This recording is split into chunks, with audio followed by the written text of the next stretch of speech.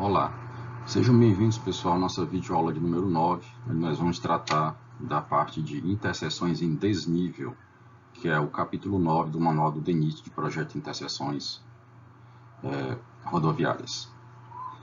Nesta aula, nós vamos tratar dos seguintes tópicos: as considerações gerais, as formas de você separar os grades, por baixo ou por cima, os tipos de interconexões que existem, suas características, os elementos de controle gerais para o projeto, como uniformização de trajeto, distância mínima entre interseções e alguns elementos de projeto.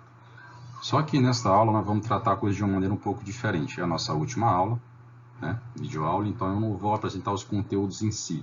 Eu vou suscitar questionamentos. Vou passar mais simplificadamente por esses conteúdos que vocês vão ter que procurar soluções para as questões no estudo do material de apoio. Então vamos começar.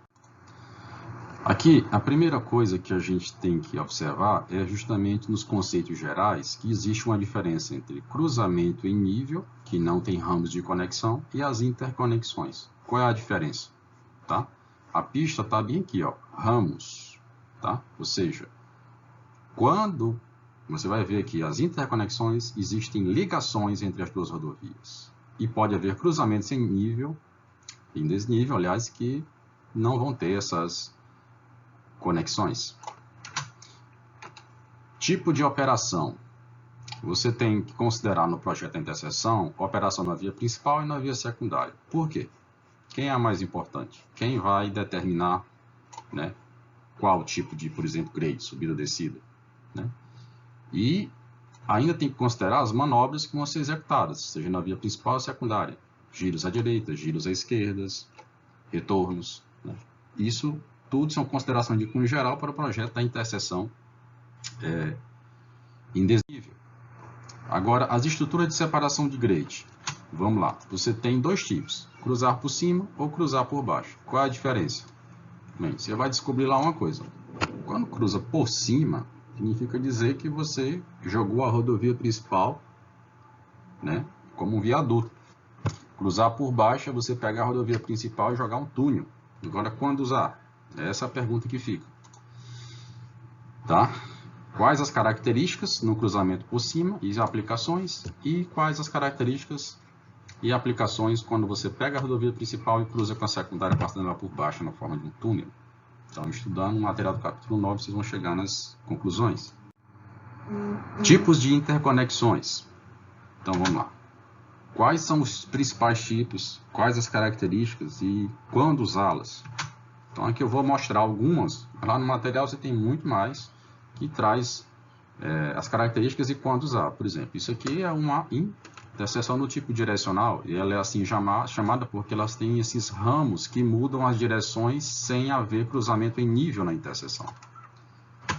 Outro exemplo, as interconexões do tipo trevo, aquelas famosas alças de subida e descida, e as diamante, que parecem o formato da joia, que as alças não são como a da trevo, são alças mais curtas.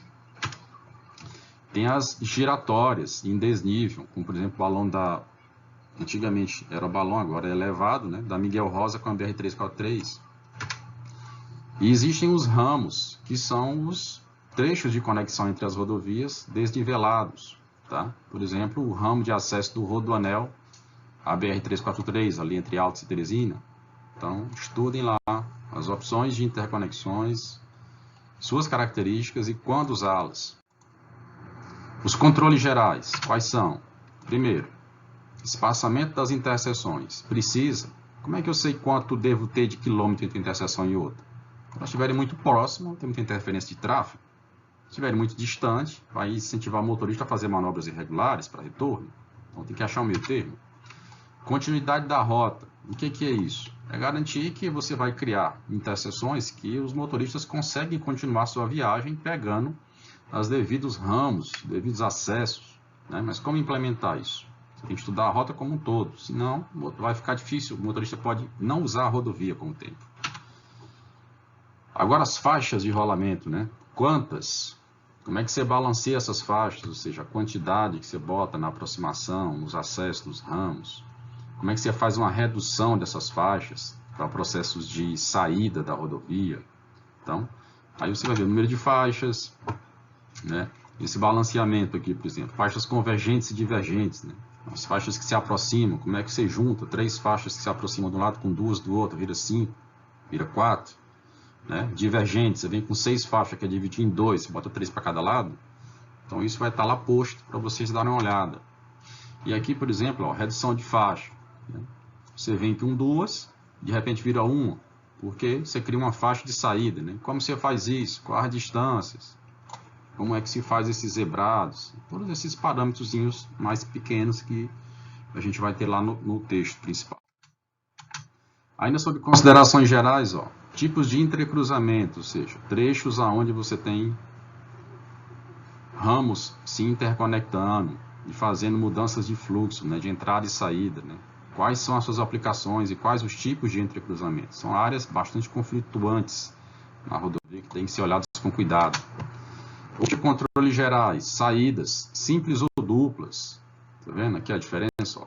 Simples, você tem uma saída para a direita, outra para a esquerda. Aqui não, você tem uma saída que ela bifurca direita e esquerda. Então, quando usa uma, quando usa outra, como dimensionar? Tá? Ainda falando dos controles gerais, ó, distância entre terminais. Né? Entenda terminais como sendo os pontos onde um ramo tem uma entrada ou uma saída da rodovia. Então, aqui tem uma tabela que dá esse dimensionamento, dependendo de como você tem as distribuições das interconexões e o tipo de rodovia, você vai ter distâncias que você vai ter que adotar. Por exemplo, vias expressas, ó, 300 metros. Para essa situação aqui, ó, entrada ou saída. Tá? E aí vai ter mais detalhes sobre isso no texto do capítulo 9. Agora vamos falar de elementos de controle. Primeiro, velocidade de projeto.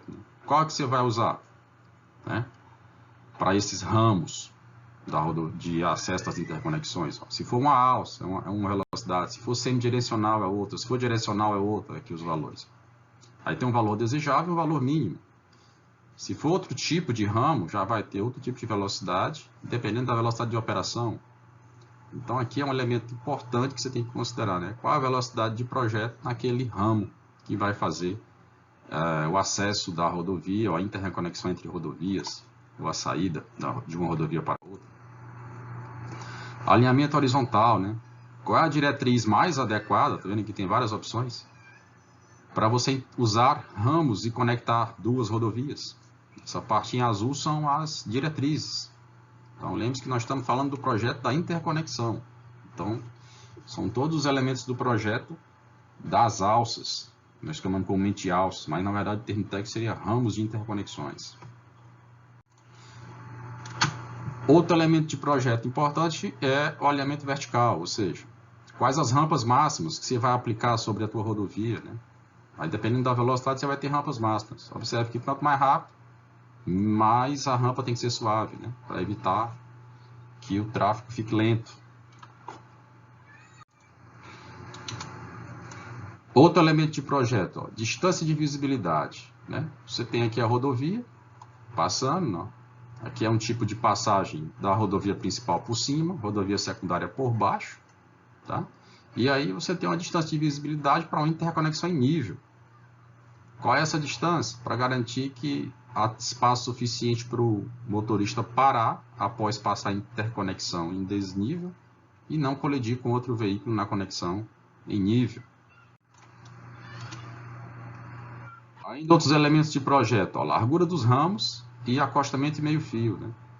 Então, qual é a largura mais adequada para as faixas que estão dentro do ramo que dá acesso a uma interconexão ou que faz a saída da interconexão? A necessidade de acostamentos, meio-fio, como deve ser dimensionado? Então, tudo isso vai estar lá disposto com mais detalhe. Ainda falando de elementos de projeto, gabaritos horizontais, né?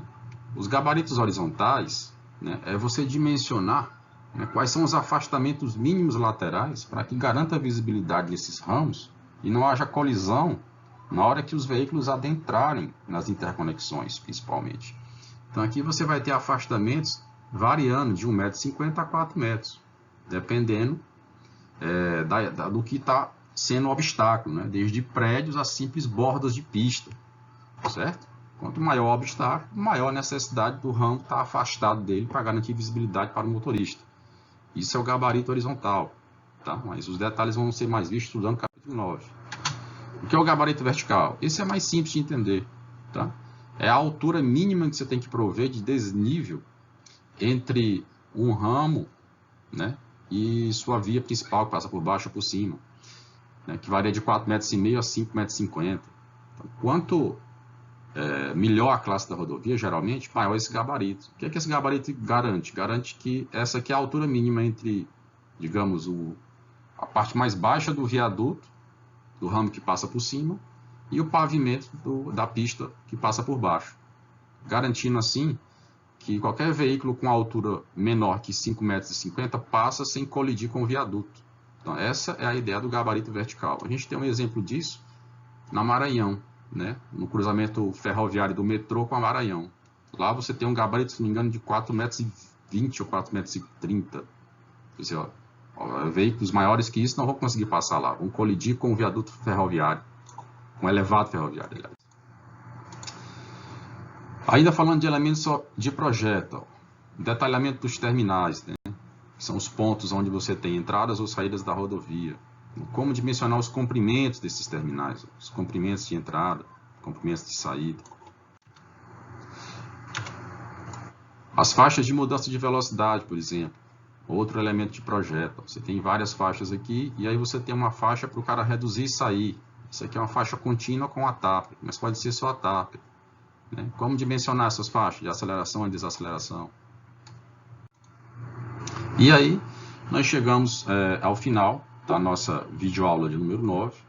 Eu agradeço a todos pela atenção e encerramos, então, a nossa disciplina de noções de obra de arte rodoviária, colocando à disposição de vocês todos os nossos elementos de contato do Classroom ou do grupo de WhatsApp para tirar dúvidas sobre esse capítulo 9. Né? Mas lembre-se que a estratégia mudou e agora vocês têm que dar uma lida no capítulo para aprofundar os conceitos que foram apresentados aqui, mais como questionamentos ou instigações. Obrigado pela atenção.